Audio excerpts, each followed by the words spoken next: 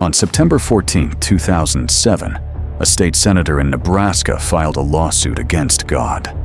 Not metaphorically, not as a figure of speech, an actual legal document filed with the Douglas County District Court, listing the defendant as God and seeking a permanent injunction to stop him from causing floods, earthquakes, hurricanes, tornadoes, plagues, famines, droughts, genocidal wars, birth defects, and what the lawsuit called terroristic threats. The senator's name was Ernie Chambers. He was 70 years old. He had served in the Nebraska legislature for 38 years, longer than anyone in state history. He graduated from law school and never took the bar exam because he said he didn't want to be a lawyer. He wanted to be a senator. He wore a sweatshirt to every legislative session because he refused to wear a tie. He had spent decades as the only black member of the Nebraska legislature and had the specific battle-hardened quality of someone who had been fighting the same institution for his entire adult life and was not afraid of it. He was also, by most accounts, the smartest person in any room he entered. The lawsuit was not random. It was a response to something specific, and to understand why a 70-year-old state senator filed a lawsuit against God in a Nebraska court, you need to understand what had just happened to a woman in Omaha.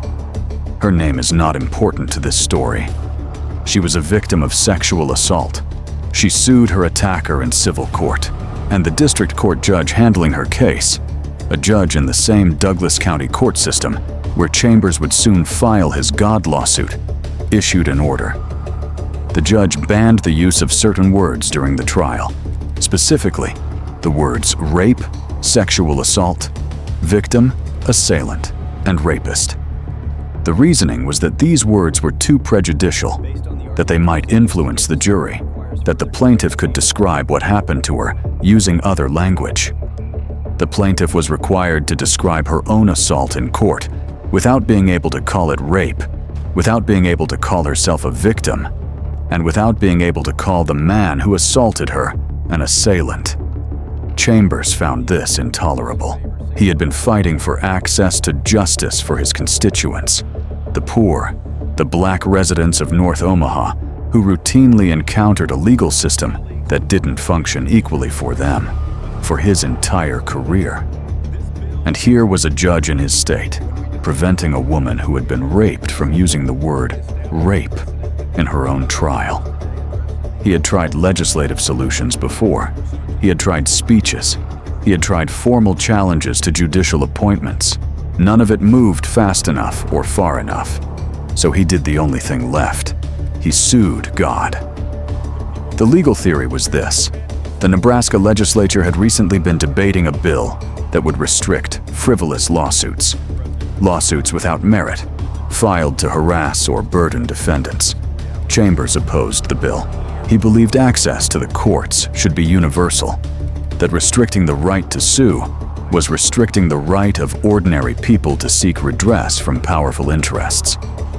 His argument was that before you restrict lawsuits, you need to define what makes a lawsuit frivolous, and his demonstration was the most extreme possible test case.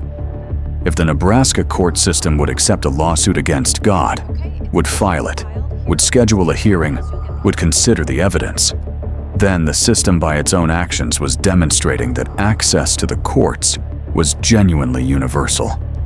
And if the court rejected the lawsuit, it would need to state a reason. That reason, whatever it was, would be the definition of frivolous, and that definition could then be examined. On September 14, 2007, he filed Chambers v. God in the Douglas County District Court. The lawsuit accused God of causing fearsome floods, egregious earthquakes, horrendous hurricanes, terrifying tornadoes, pestilential plagues, ferocious famines, devastating droughts, genocidal wars, birth defects, and the like. It claimed that God had made terroristic threats against the senator and his constituents and inspired fear in order to coerce obedience to his will. It asserted jurisdiction in Douglas County on the grounds that God, being omnipresent, was personally present in Douglas County.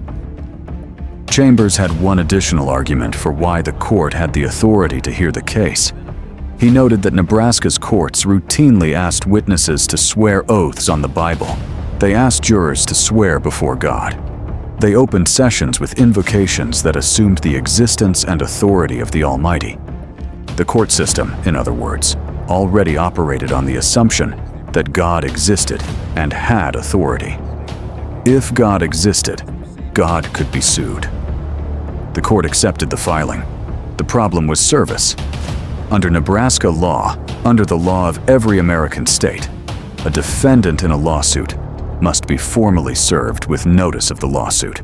You cannot sue someone without notifying them that they are being sued. This is not a technicality. It is a foundational principle of due process. You have the right to know that someone is taking you to court. Chambers needed to serve God. He tried. He reported later that he had attempted to notify the defendant by shouting, come out, wherever you are." God did not respond. He also noted that 2 separate responses to the lawsuit had appeared, claiming to be from God, submitted anonymously to the Douglas County Court. The court was unable to verify their authenticity. The source of the communications claiming to be from God remained and remains unclear. On August 5, 2008, almost a year after the lawsuit was filed, Chambers appeared in court before Douglas County District Court Judge Marlon Polk. Polk had agreed to hear arguments on whether the case could proceed. Chambers argued that service was not required. God is omniscient. God knows everything. Therefore, God already knew about the lawsuit and was choosing not to appear. The failure to appear wasn't a failure of service. It was a deliberate decision by the defendant. Judge Polk did not agree. On October 14, 2008, Judge Polk issued his ruling. Given that this court finds that there can never be service effectuated on the named defendant, he wrote, this action will be dismissed with prejudice. God won. Chambers' response was immediate and precise. The court itself acknowledges the existence of God, he said. A consequence of that acknowledgement is a recognition of God's omniscience. Since God knows everything, God has notice of this lawsuit. The logic was airtight. If God does not exist, the court was wrong to accept the lawsuit in the first place. Wrong to accept all those Bible oaths. Wrong to invoke God at the start of proceedings. Wrong to assume any divine authority in its operations. The court should acknowledge that God is a fiction and explain why it has been operating on the assumption of a fiction. If God does exist, God is omniscient, which means God knew about the lawsuit before Chambers filed it. Service is a mechanism for notifying a defendant who might otherwise not know they are being sued. An omniscient defendant already knows. Service is unnecessary. The case should proceed. Either way, the court had a problem. The court chose neither option. It dismissed the case on procedural grounds and declined to engage with the underlying logical structure of Chambers' argument. Chambers filed an appeal with the Nebraska Supreme Court. The Nebraska Supreme Court declined to hear it. Chambers left the Nebraska legislature in 2009 due to term limits. He had served 38 years. He ran again in 2012 and was re-elected. He served again until 2021. He is, as of this writing, alive and still in public life in Omaha. The woman in the sexual assault case, the woman whose trial prompted the lawsuit against God, eventually had her case retried after the word-banning order was overturned on appeal. The appeals court found that the lower court's restriction on her language was unconstitutional. The bill restricting frivolous lawsuits in Nebraska eventually passed in a modified form. The Douglas County court system still asks witnesses to swear oaths on the Bible. Nobody has ever satisfactorily answered the question Chambers raised. If the court acknowledges God's existence in its own operations, can it simultaneously claim God cannot be served because of an unlisted address? This question has no answer. That was his point. Ernie Chambers spent 38 years in an institution that was not designed for someone like him, and not always willing to accommodate someone like him. He showed up in a sweatshirt when everyone else wore ties. He skipped the opening prayers. He asked the questions that other legislators did not ask, because asking them made things uncomfortable. The lawsuit against God was the most extreme version of a thing he had always done. Finding the exact point where the system's stated values contradicted its actual behavior, and pressing on that point until someone had to explain the contradiction. The stated value: equal access to the courts for everyone. The actual behavior: a system that told a rape victim she could not use the word rape in her own trial. The test: file the most obviously absurd lawsuit possible and watch what happens. What happened? The court accepted the lawsuit, scheduled hearings, allowed arguments, and then dismissed the case.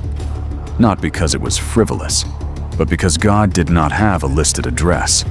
A woman in Omaha could not call herself a victim in court, but the Nebraska legal system needed a listed home address to notify God that he was being sued. Ernie Chambers stood in a courtroom and made both of those facts visible at the same time. And then he filed an appeal, because he was a lawyer who never took the bar exam, and he wasn't finished yet.